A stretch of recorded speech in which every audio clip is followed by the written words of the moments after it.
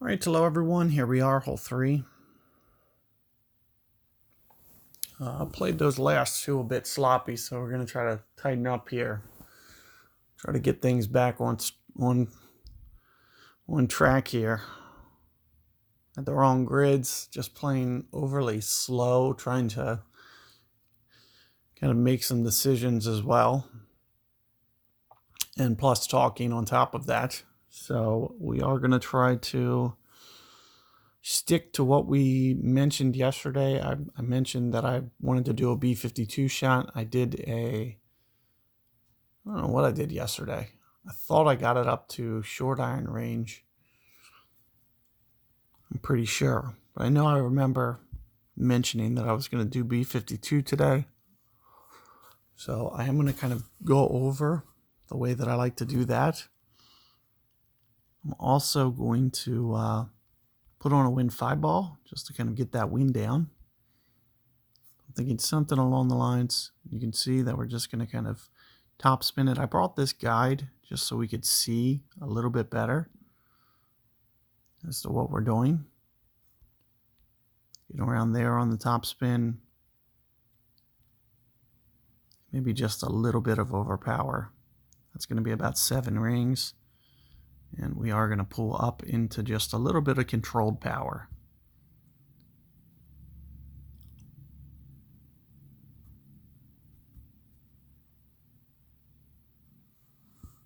So here you can see we get this up. Should be pretty good. Now, one thing that I didn't bring is Cataclysm. You would be able to bring that, but what I'm going to try to do for the B52 is definitely stay short of the bunker here. So since I'm staying short of the bunker, assuming I should be able to full curl a sniper, and it shouldn't matter if I have to land back here a little bit shorter. So that's one of the main reasons that I really didn't worry about bringing Cataclysm, is I really shouldn't need it.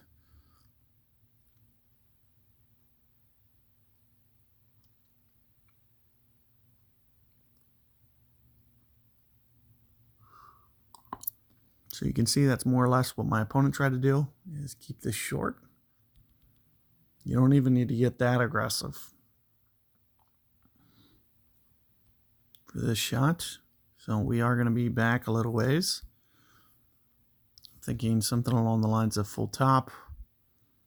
I could probably go, I would imagine I could go almost pretty full here as well.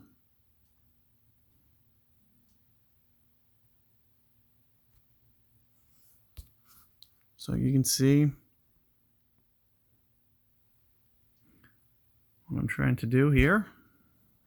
We're just going to try to hit very top here and then just curl it over as much as we can.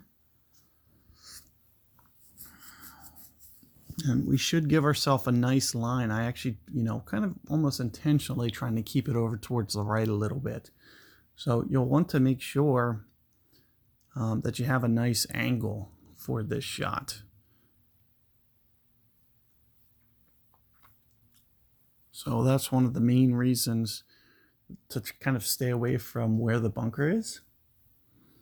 So you can see that with the full top spin and the full curl, we can stay kind of a little bit more right. It's going to create a better angle.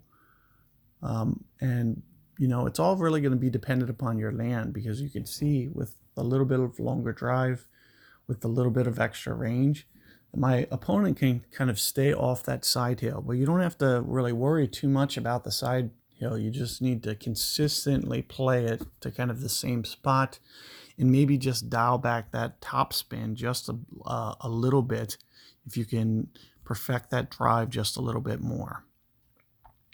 So what we're going to do here is hit the base of this hill a little bit.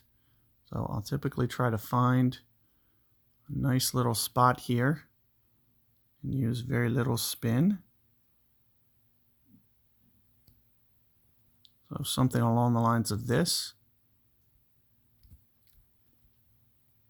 And you could see with where I was in the min to max span, I'm going to essentially pull, thinking maybe 8.5 rings here, which is an extra 10%.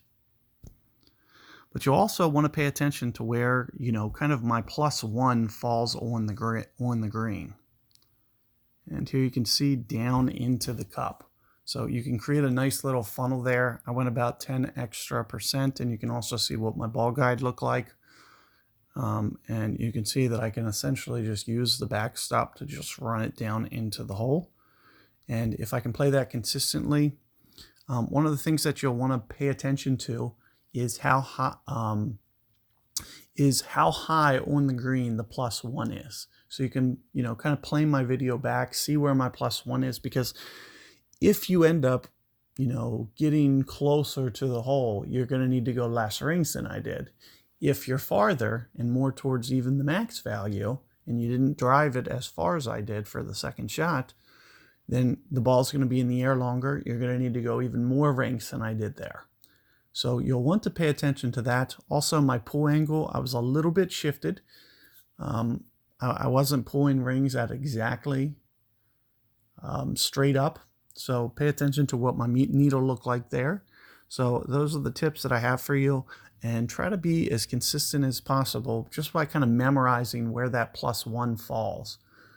Like if you can isolate that spot and then just try to figure out if your +1 falls, more north than that or less, you'll have to make the adjustment. If you're closer to the hole, the +1's going to be towards the back of the green. If you're farther from the hole, it's going to be more towards the max line, and it'll actually be shorter on the greens, which means you're going to have more air time and you'll have to play more rings. So keep those tips in mind. Good luck with that hole. I'll see you guys on 4.